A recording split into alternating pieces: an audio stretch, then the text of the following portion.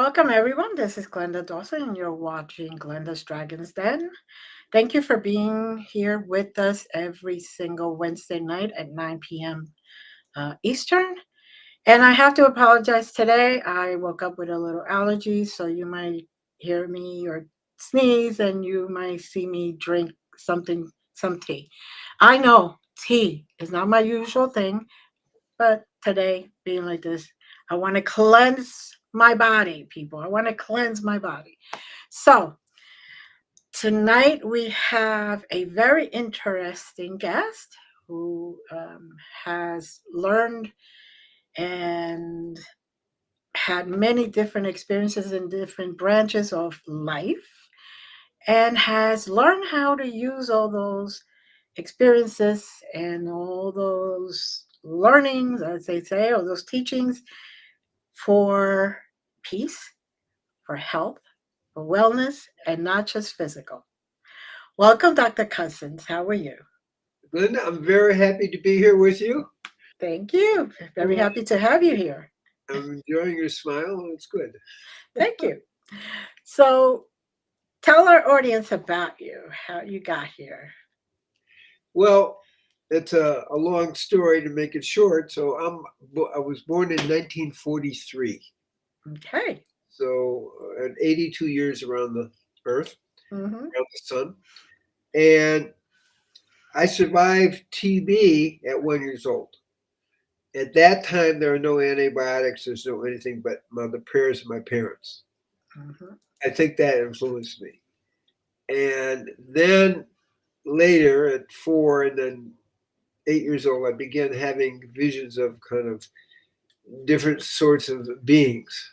Not scary beings, Right. light beings coming in talking. Mm-hmm. And then that began to evolve. Um, I was also very much involved in athletics, and I'm actually in the National Football Hall of Fame, Nice. which Nice. is uh, captain of undefeated college football team, Amherst College football team. So I love sports. I also Mm-hmm. played tennis, uh, collegiate and tournament. Um, but at 8, I began having these visions that were more concrete. Mm-hmm. And then the next spiritual experience I had, and that was growing up in the suburbs of Chicago, uh, Mm-hmm. was unfortunately my brother was killed in a car accident. Oh, And that I was 16, and that really woke me up spiritually. That was the real beginning of the spiritual life. The mystery of this, uh, how it happened, but not how it happened, but the mystery of that it happened. I'm right. 16, he's 22. He and I are really close. It was a big event in my life. It Right. woke me up spiritually Mm-hmm. because I realized the only way I could really get it is to go inside. There Mm-hmm. was nobody could explain anything about this is for this is for that. Didn't matter, you know. So that was really very important. Then I went off to college. I just went to a Highland Park High School, suburban high school, public high school, Mm-hmm. um, and then Amherst College, and I was very much a medical researcher. So at the age of 4, I knew I wanted to be a doctor. Cool. Well, I'm not sure I even knew what a doctor was. Okay, because no one in my family had ever been in the medical field. Okay. But I'm clear that's what I want to be. Okay, so it begins to grow, Mm-hmm. and after college, where I began having some really mystical experiences at that time. I went to Columbia Medical School Mm-hmm. in New York City. I lived in Central Harlem. I Mm-hmm. did a lot of, I'm going to say, social service work with people. We set up a clinic at one of the schools. PS 175 was about a half a block from Harlem Hospital. Mm-hmm. About 600 kids. We said, well, why is this happening? Why are so many kids sick? And we saw, oh, wow. they're not getting help. Mm. So we developed a system, and I got some grants uh, to train mothers from the community to take the kids to the appropriate place Good. because they just weren't getting there. It just wasn't Yeah. happening. Right. So we were in about half the schools in Central Harlem when I finished and went on to my internship at Mount Zion Hospital Mm-hmm. in San Francisco, and then I also took a residency in uh, psychiatry and family therapy back in Boston. Okay. Um, I was flashing on something is that a death seemed to be a big teacher for me. I'll just put it that way. One day, working at the Oakland Emergency Center, as an intern at Mount Zion Hospital, Mm-hmm. 4 people came in who died. Mm. This is a car accident. This is a heart attack. But the mystery of death was still kind of like Right. getting to me. Okay. So I continued with trying to understand the mystery. And we moved back and settled in the Bay Area in what was known as Sonoma County. Right. And then also Mendocino. But I began training with some people who were more into mysticism.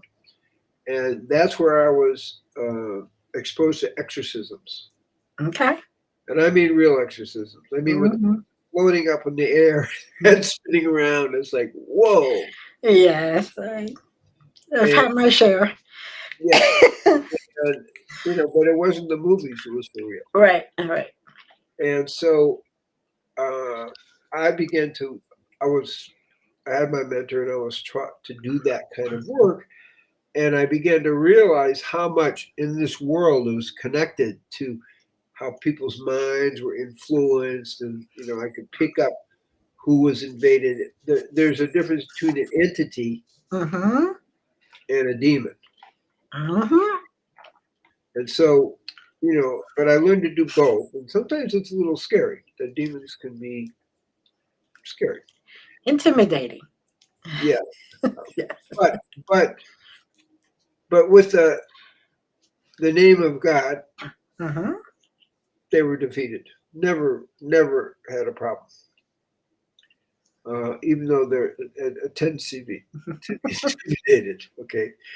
Okay, so that was kind of my background, is this mix of this holistic physician. They didn't have that term then. Right.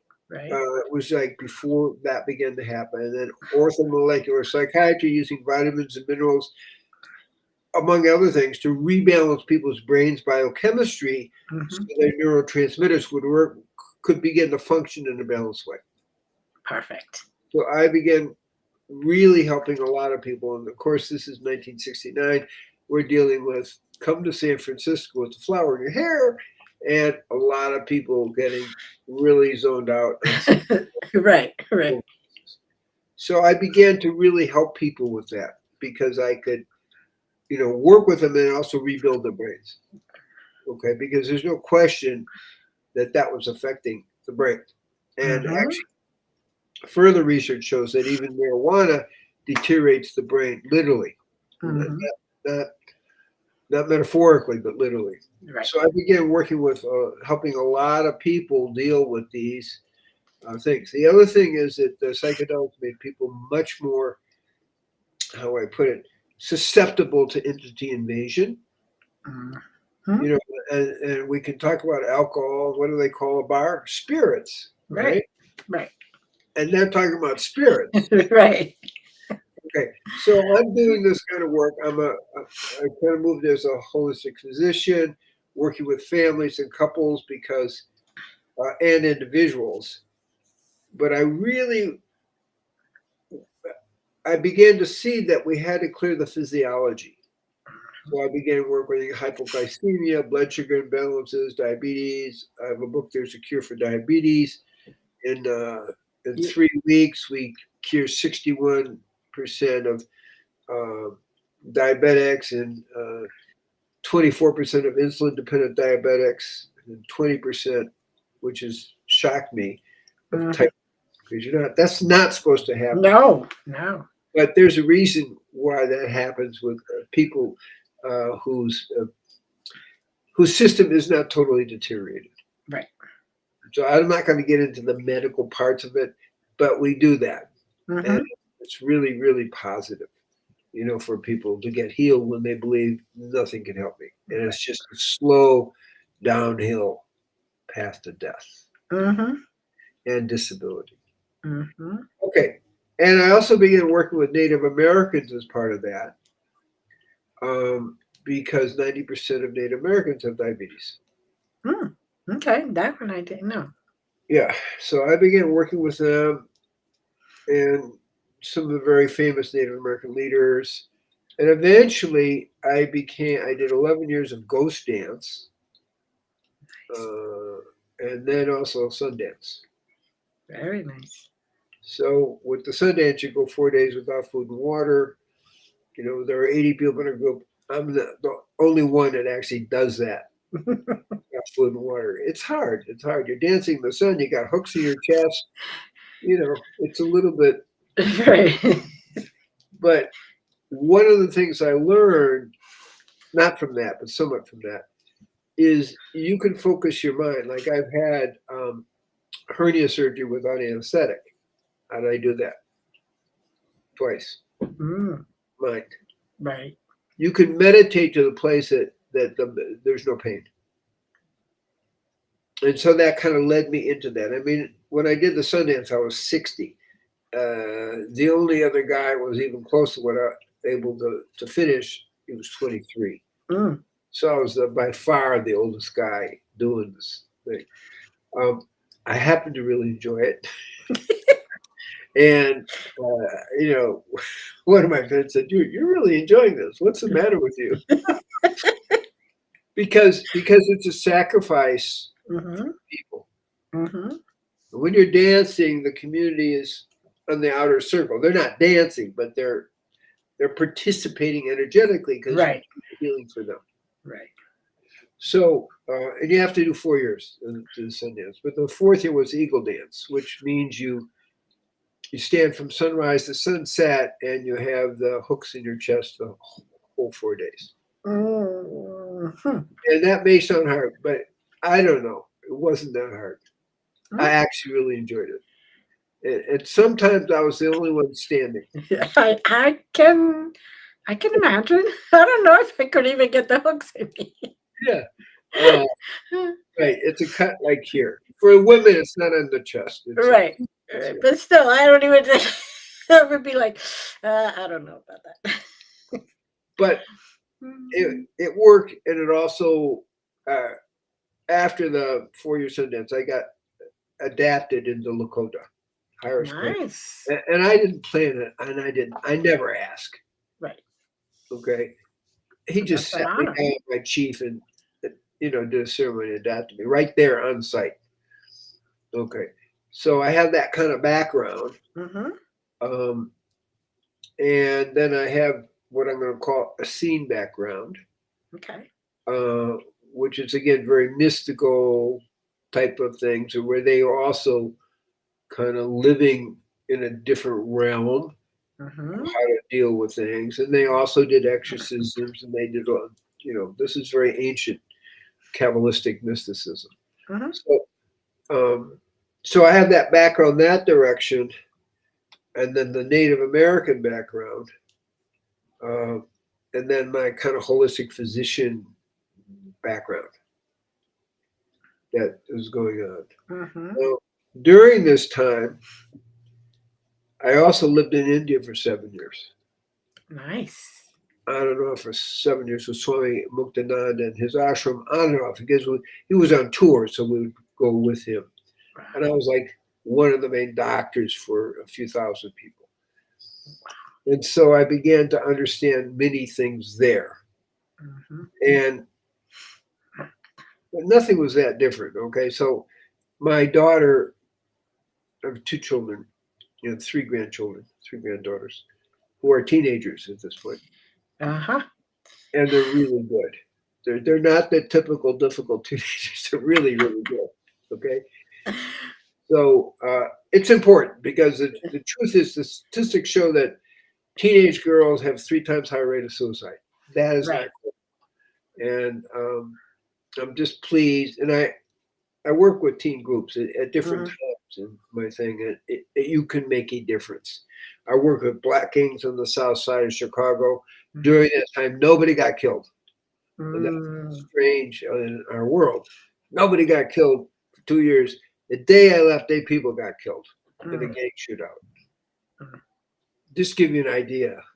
It's You the know, energy that you bring with you, that you share, that enables them to see that they don't have to survive just in violence, that they could live in peace.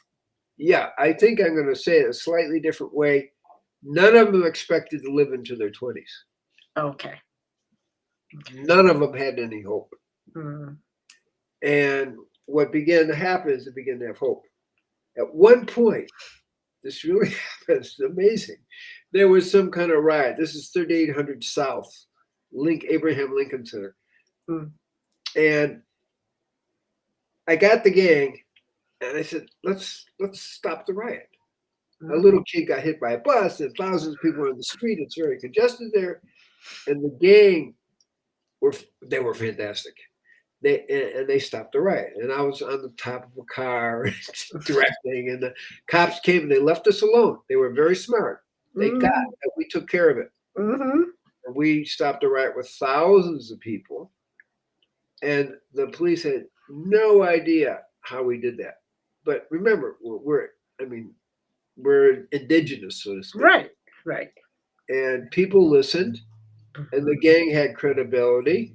They're called the Valiant Lords. That was their name. And next to what you may have heard of, the Blackstone Rangers. Mm-hmm. Okay. It wasn't before your time. Okay, good. Mm-hmm. I'm So 60. we I'm were gonna next. be 64. Yeah. Okay. So we were next to them. Okay. We're 300 people in the gang. So that kind of thing. So what happens when you give people hope? Mm-hmm. It changes their life. Very true. And I saw it working, right? It was clearly working. We did a community garden. I mean, who does a community garden with a gang of 300 guys? I was like, what are you doing? Mm-hmm. But it was showing respect and giving them something. Something's growing. Right. Not destroying everything. So that was really good. And that was where I kind of got how important it was for people to have hope. I mean, it impressed me. I'll put it that way. Mm. I saw the police, they were kind of totally blown out because afterwards we had a meeting. How did you guys do this? What are you doing? And it was like, well, this is what we did, you know. Mm-hmm. And the guy and the kids took care of it. Okay, so that's a little bit more of my background. The South Side of Chicago is not such a safe place, of course. No. Uh, the truth is, even though in Israel, more people are killed in Chicago in 1 month than in a whole year in Israel. Mm. Just to give you a point of reference. Yes. Yes. Okay. Yes. So you have to be kind of on your toes. Mm-hmm. So, okay. So then I began to do some of this work because I began to see, how many people know about entities and demons, and it works. It worked. It helped lots and lots of people. Mostly doing it individually. I never really did it with a group. I can tell when the groups are taken over by demons, but Mm-hmm. it's just I'm not at that level kind of to depossess a whole group. Mm. Individuals, couples, okay. Uh, and I love doing couple work. I love doing family therapy work. And then the orthomolecular. Those are kind of what I do, so to speak. Mm-hmm. But again, there's a social kind of thing with the Native Americans and the curing diabetes and getting whole communities. I'm not talking about one tribe, I'm talking lots of tribes, Mm-hmm. taking it on as a good thing. That we're going to, and it's not so easy. So that became a lot of my work over the years. But this also took me to Africa. Hmm. So I, with the diabetes, starting with the diabetes, working with 5 countries, Mm-hmm. Nigeria, Liberia, Ghana, and so forth, um, getting people to change their diet, get interested in health. Um, we started in Ghana, we have close to 50 organic farms. Nice. And, our job was to link them with some funding to get started. We fund it and then link them with funding to get started, and they're independent. Nice. Now, the other thing is water. Can't get. Mm-hmm. So we did in all the countries, focused on creating wells, paying for wells, and that, for prevention, water and clean food, clean water and food. This is like pretty good. Mm-hmm. So that's the kind of preventative work I was doing there. Diabetes became a little less important. And we did focus on school health too. Okay. We would go into a whole school and get them to take on our diabetes prevention, organic, veganic. We had schools growing their own leafy greens. It's pretty easy in Africa. It's not that hard. So again, the network, and then also the same kind of thing in Argentina and Brazil and Mexico, going all the way down into the middle of Mexico. Um, uh, so that's kind of a lot of the work that was being done, that I was involved in, and then the other thing I got involved in was peace work. At a different level than healing people and organic gardens, Mm-hmm. self-supporting organic gardens in Africa. So in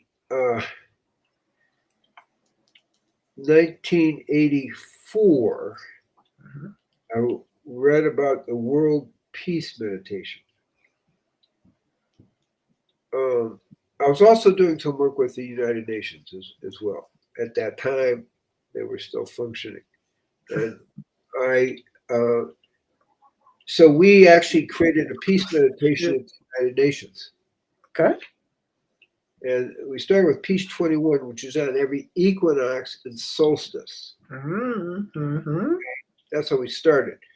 And by March 1985, the March 21st, it's the 21st of that, and June 21st, and Right.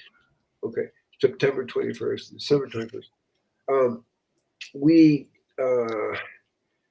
began doing it kind of worldwide. And the research, one of the researchers that was looking at it showed that when we were doing it, the amount of sunspots decreased. Sunspots are connected. All sunspots are connected with more emotional trauma on Earth. Mm-hmm. So when we began doing this, there was a drop in the sunspots, which was very cool. So that means we're affecting the whole solar system. Exactly. Yeah. Exactly. Then, as it evolved, Mm-hmm. more research was going on. And since 1973, now I didn't get started to 84, but 1973, since then, there were over 300 studies that show that when people meditate together, there's a drop of the crime rate. One Mm-hmm. of the more dramatic was in Rhode Island. They came in, 350 meditators came in, and the crime rate, violent crime rate, murders, thefts, that kind of thing, dropped 43%. Wow. That's very significant. People Very. people thought it was a fluke. So Mm-hmm. next year came back and it dropped 49%. Okay. So we have this many studies showing, and even in the Middle East, Mm-hmm. studies showing that when people meditate together, we create a thought form for peace that actually creates peace. Wow. And so we've been doing that. As I say, I did it at the United Nations for a few years, Mm-hmm. and then we do it all over the world. Wherever I am on the equinox and solstice, we're going to do it. And of course, the internet certainly helps because we're all doing it together. If you're Mm-hmm. saying wherever, it doesn't matter if I'm in Brazil or if I'm Argentina, it doesn't matter. Right. So um, that became a more consistent piecework. And then I'm now doing it once a week.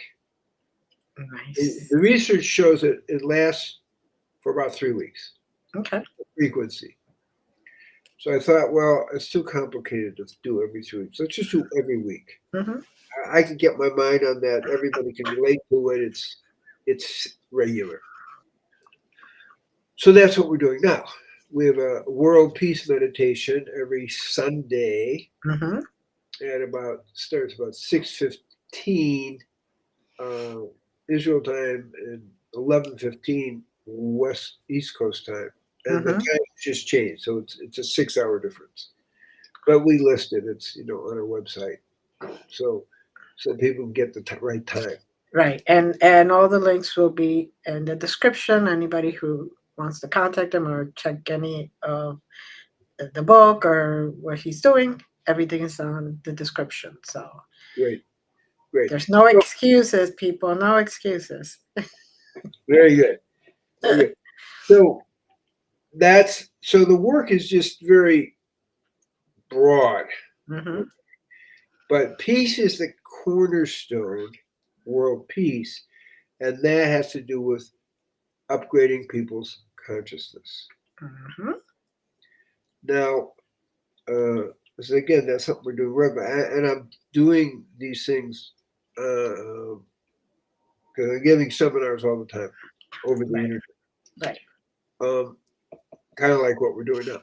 So, Mm-hmm. um, the other thing I've been brought into things is dance. Love to dance, but dancing also integrates your mind and brain and body. That's been proven. It also literally grows the frontal lobes of the brain. So it helps with your clarity of mind.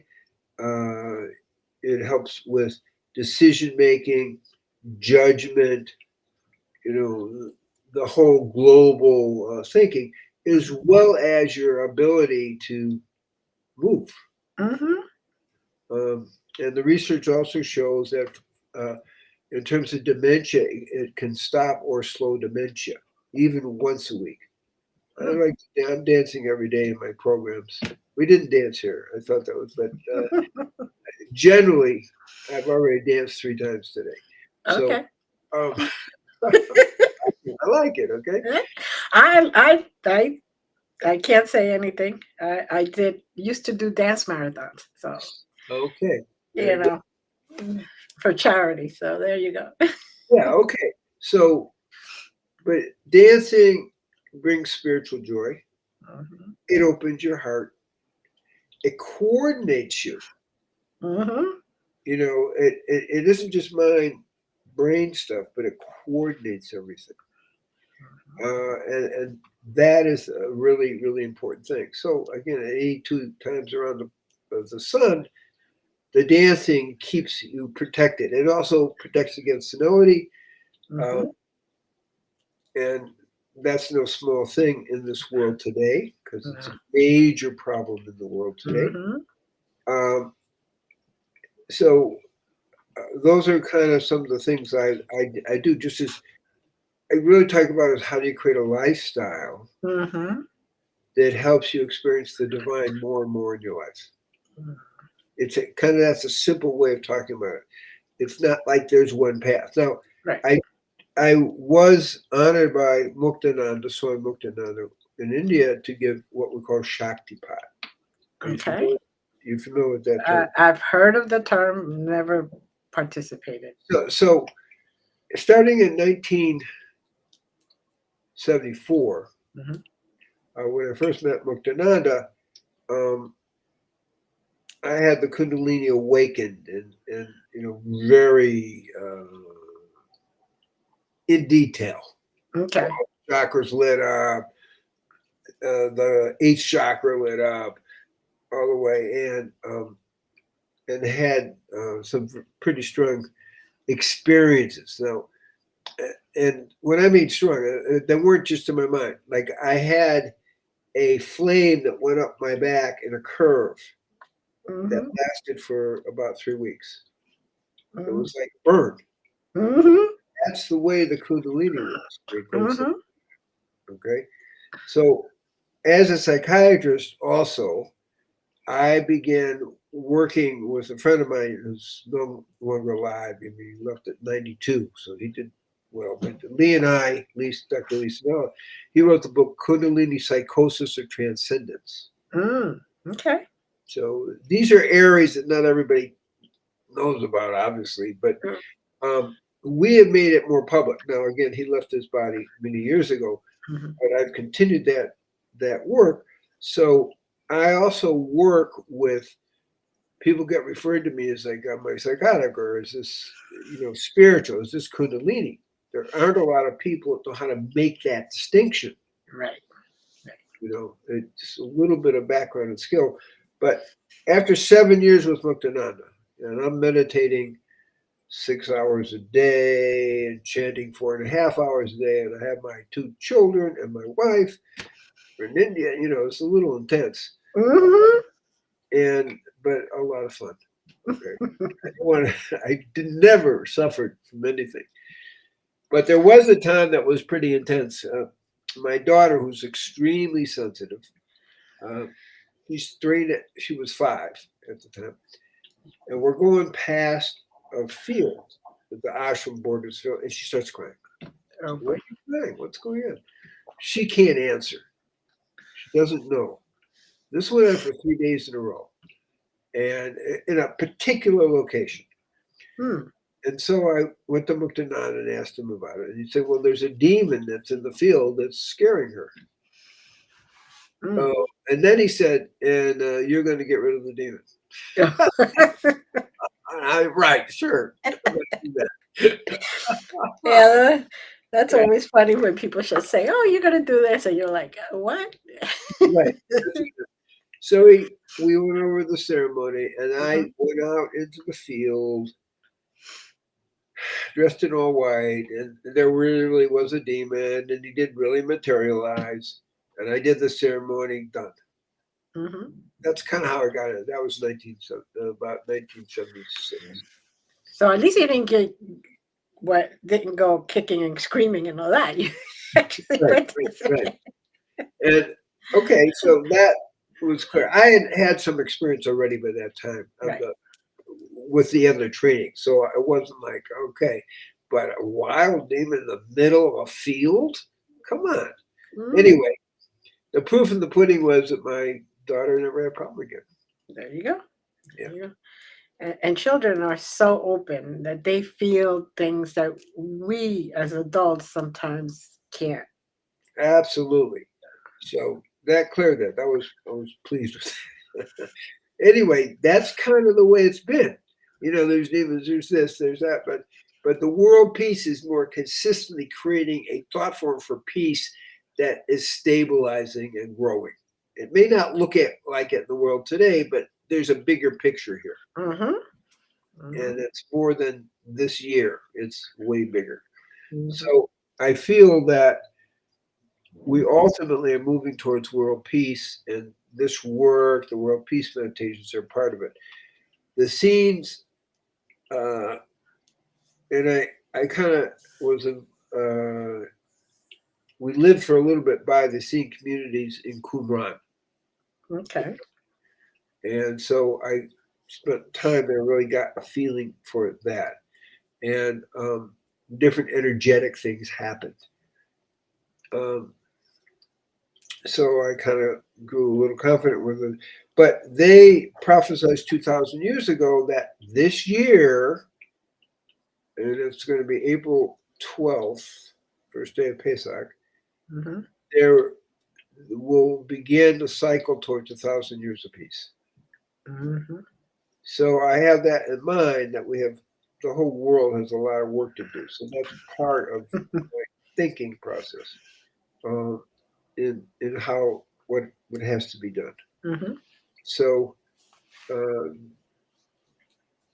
that's just part of what I do. I mean, I'm going to backtrack just a moment. Before I came to Israel, we ended up living on the border of Mexico. Uh, Literally, uh, there was just mountain. You had to climb over it and down to get, and there we are. Okay. So we were dealing with, the Mexican mafia. Mm. And I want to say we had no trouble.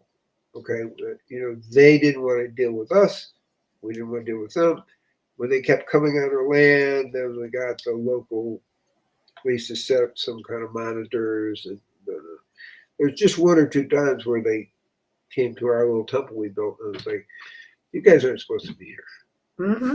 and they left. They also dumped 300 kilograms of marijuana, because that's the way it worked.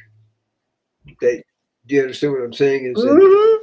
they avoided us, we avoided them. If they had something in their truck, they were going to dump it. Yeah. So, but that was really good living kind of up on this mountain. We were about 4,000 feet high, Wow.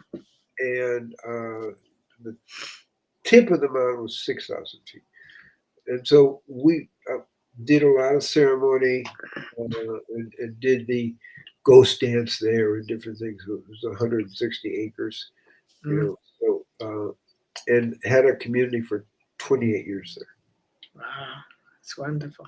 Yeah, and I felt when we completed that, then we could move on. I mean, 28 years is a long time for a community, and it was a live food, vegan, spiritual community. Mm. We had regular ceremonies and prayers, and organic, veganic gardens, and all kinds of things. So um, that's just part of the story. But we were interfacing with the dark side into Mexico, and that was just part of life. So for me, a lot of the dark side, not that I want to play with it, but I'm clear, and they get clear, Mm-hmm. and they leave you alone. Mm-hmm. That's been my basic experience, with that. So that's how the story kind of unfolds. I'm still working as a holistic physician, orthomolecular psychiatrist, dealing with helping people clear demons and entities, and uh, but also focusing on creating world peace. Right. That's the most important thing, and that's your mind. Mm-hmm. Your mind. Now, along the way, I've written 13 books. Um, One of them is Creating Peace by Being Peace, and so it's on my mind, and it's us that has to transform. So we create that thought form, and you can measure it. It's some work at Yale. They were literally can measure it. Mm-hmm. So that's kind of the work that happens. Getting a little mystical again. There is something that goes on where beings materialize out of the astral plane, Mm-hmm. and I mean that for real. So I'm walking. One of my favorite great beings is Sai Baba of Shirdi, who left his body in 1918. So I'm walking with one of my spiritual teachers, and Sai Baba of Shirdi materializes. I mean, physically materializes. Puts up his hand like this, and energy comes out, hits me here, and it knocks me over. It's like, okay, am I imagining this? And I say this Swami Prakash, no, no, he showed up. He showed up. It's for real. And so I've had the privilege of several of them. One is Lakshmi. Have you ever heard of Lakshmi? Mm-hmm. But they say goddess wealth, but it's a goddess of spirituality too. Mm-hmm. And when I was doing a fire ceremony in Petaluma, California, she materialized and kind of walked towards me and merged. Very good. And then I was also doing in a cave above Qumran and the Dead Sea, just by myself for 3 days, no water, no anything, just the fire. And Abraham materialized, and just Oh, ooh, giving me chills now. it was like, okay, I didn't have to ask who it was. Communication, right? Right, right. And he passed on the power of love. Oh, That was it. There wasn't a lot of words shared. It was like boom, and then he disappeared. But I'm there for 3 days, no food, no water, and just praying and meditating, looking out over the Dead Sea. mm, So these beings are real. they are. And they, some reason, because I'm not doing a ceremony for it, okay? They have materialized a variety of times. I just told you 3 Mm-hmm. where they actually really materialize. And they give you a gift. At least they have for me. And the whole thing's over in, 30 seconds. You're staring, is this for real? What's going on? Boom. And then boom. Mm-hmm. I'll just say advice to people. Demons can show up too if you aren't paying attention. And there is a name of God Mm-hmm. which can be used. And if they can repeat that name of God, they're not a demon. If they can't, they have to go. So you can protect yourself. It's not like we're unprotected in this whole process. So So, very true. yeah. So these are kind of this play with the astral plane. And I can't tell you I know why. I don't. I just know it happens. Mm-hmm. And it's physical. It's not just, oh, I'm having an image. That's a difference. That's not the same thing. Uh, So, it's one that, as a person who has experienced the same type of things, it's very hard to explain to the normal person who hasn't had it. But um, at any given point, I have, all over, and there's just giving me heads up on something, or giving me direction, or it's just like all of a sudden, uh, you put to sleep some gift that we gave you. What do you mean? You can't put it to sleep. There it is. And I'm like, oh, okay, that's all right. Thank you. they're usually giving a message, but they're doing it in person. Right. It is an image, it's not a meditation, it's a physical materialization from the Mm-hmm. astral plane in Mm-hmm. person, and it's a message. Mm-hmm. So it's a teaching, Right. I'll put it that way. Right. So that's happened, and really, the yogic tradition and really Native American, I didn't talk about that, but the same kind of thing happened Mm-hmm. as well as the Torah tradition, where they have materialized. Mm-hmm. I'm not sure what it means because I'm not trying to do anything. Uh, it's even if trying, you try too hard, it doesn't happen because Right, your brain blocks it. right. So when you're just relaxing, accepting whatever comes for your greatest good, that's when it really happens. Yeah. So And I don't even think about greatest good. I'm just there. It's happening. It's like, okay, I'm ready. I don't care. Whatever.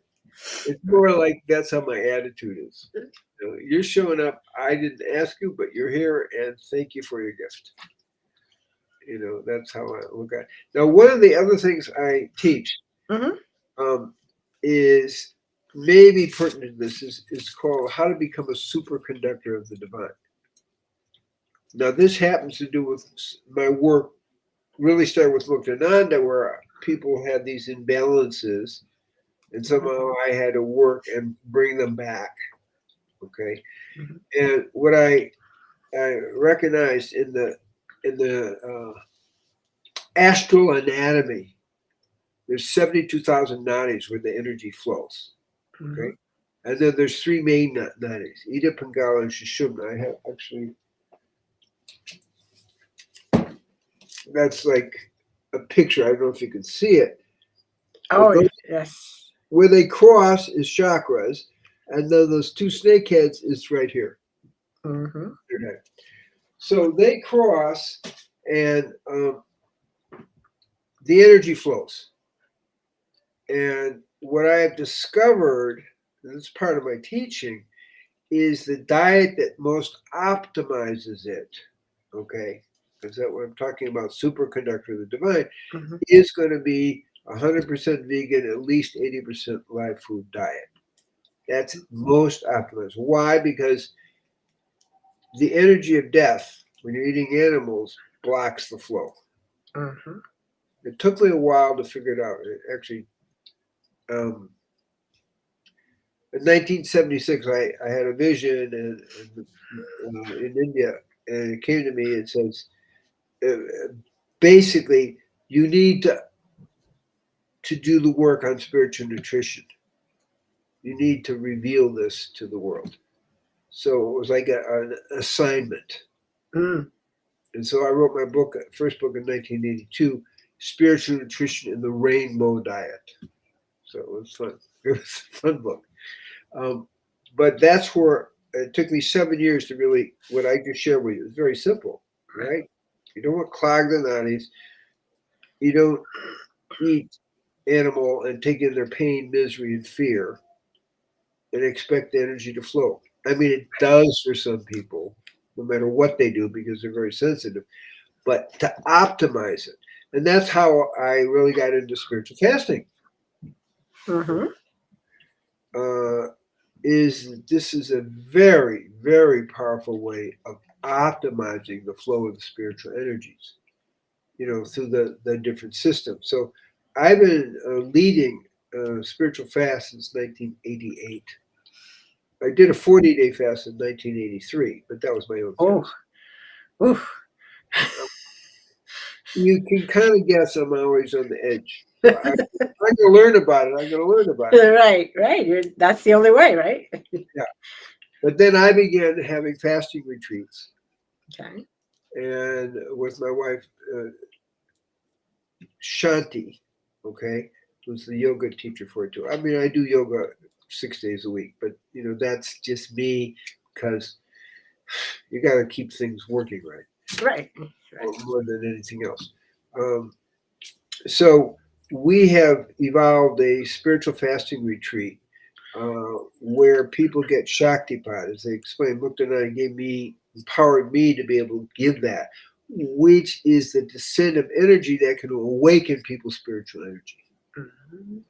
And about 80% of the people who attend the fasting retreats get an awakening of the spiritual energy, known in the yogic system as Kundalini. And as a person trained in the whole Kundalini thing, Mhm. pretty high level with Muktananda supervision, we can handle whatever happens. Never had a problem. But so we had these fasting retreats. The next one is in the Dominican Republic. It's Okay. going to guarantee warm weather and an airport that will be open. It's not a joke. I know, but It's a joke, okay? it's But it's it's life. it's So life. It's we're life. in the Dominican Republic. We really like it. We're walking distance from the beach, meaning a block. Oh, oh, And we have beautiful. a source of organic, veganic, vegetables, Right. and it's really going to be very exciting because the energy is very, very good. We've rented a huge house that can hold many, many people, and um, And that's where the highest rate of Kundalini awakening happens. Right by the water. Yeah, Right by by the the water, water. but also when you fast, the nadis, the subtle channels, all get clear. Right.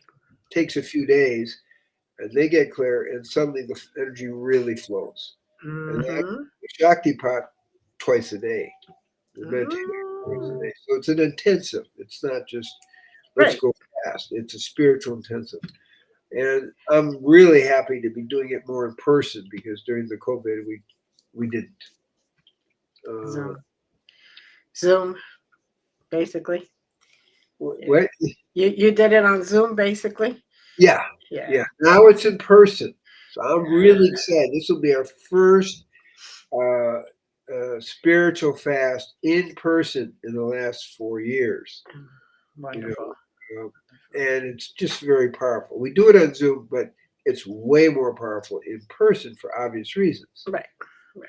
You know, Now, the dates on that. it starts June 1st. Mm-hmm. People need to get there a day or two early, but at least by June 1st. Right. And then June 2nd, it's a 7 day fast. That's the optimal cycle with the So least. June 1st to June 9th. Yeah, June. Okay. Yes, yes. And but the fast is the 2nd through the 9th, seven Okay. days. Then a day to come off, Mm-hmm. and so it's a very good setup. We're very excited to finally do this again because that is when the most Kundalini gets awakened, the most spiritual inspiration happens Mm-hmm. because you're a much cleaner channel. You Mm-hmm. truly become a super conductor of the divine. And that's exciting. That's That exciting. that Very. is that is very exciting. Now, they could just find that at your website of Dr. Cousens spiritualfast.com. Exactly. Yeah. That's it. We have our own website just for the fast because it's so Okay. important to us. Wow. You know. It's amazing. And Sounds then amazing. we're doing that twice a day. Then there's the try yoga that my wife teaches. I assist, and then there's spiritual questions and answers. And Mm-hmm. people get really their hands held during this time very intensely. I do some work getting people off psychotropic medications. It's not the main thing, Right. but really after a week you can be pretty clear. And also generally addictions that people may have. That is not, we just have a small group and a diabetes because really in a week on a fast, you get a very high percentage of success healing from type 2 diabetes. Very good. Very Getting good. medication. So they're getting a medical thing and a psychotropic thing, but mostly it's a spiritual thing. Right. Right. The It's the awakening of the spiritual energies. and that's the main thing. And the other ones are just um, extra bonuses. Exactly. You got it. I, It's could, really I think I need to use that term, extra bonus. I like that. well, it's all positive, so it Yeah. isn't side effects. Like the medicines always give you terrible side effects. This is It's a extra nice, bonuses. yeah, So, yeah. and is there anything we are coming short to the end of our show? It's been a But pleasure. Is there anything else that you want to tell our audience? there's a message that doesn't get out much, and the message is you can get better with age. Okay. At 82, I'm sharing my own experience, right? Right. So 82, I'm doing 1,600 push-ups a day at once. Okay, I'm meditating hours a day. I'm doing all these things. Well, when I was 60, I could do 600. That's just Okay. an example. Right. And so you can get more flexible, stronger, and expand consciousness with age. So that's a very, very important message because people think all you do is get old and you contract. Mm-hmm. Mm-hmm. So that's just a kind of been my experience in working with people over the years.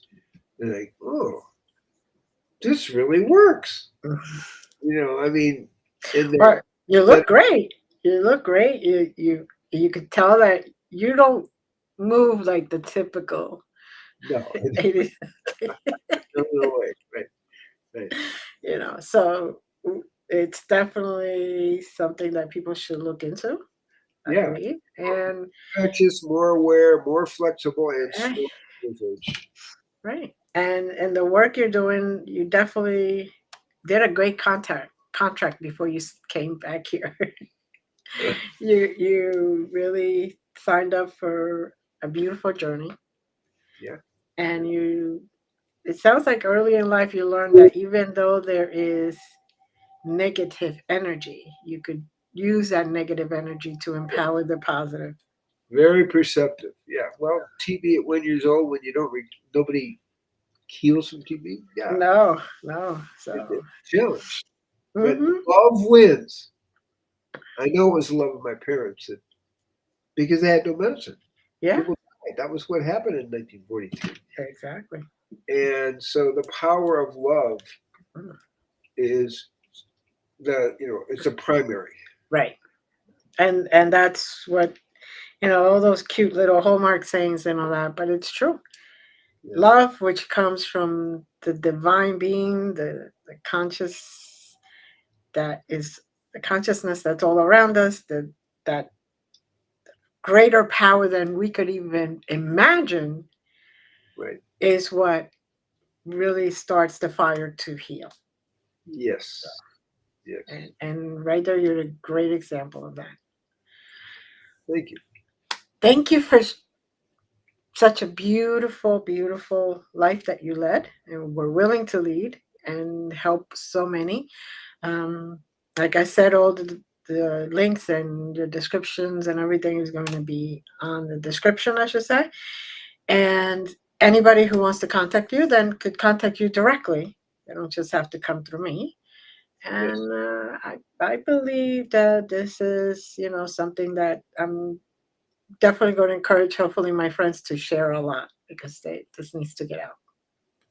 Well, Right. thank you for the great interview, Glenda. Oh, thank you for being here, and thank you for participating in such a difference in time also. So I appreciate everything that you have signed up to do and are willing to do in this life. Thank Right. you for participating in peace and being in peace. Okay. And with that, I want to say thank you to our audience. I Please, want to bless again, the audience that they yes. feel all levels of peace in their lives. And thank you for attending and supporting your work. Oh, thank you. Thank you. And we want to now just say thank you to everyone. Please like, share, remember that little share button, and subscribe so you could get notifications of whoever comes next. Bye. Love. Blessings.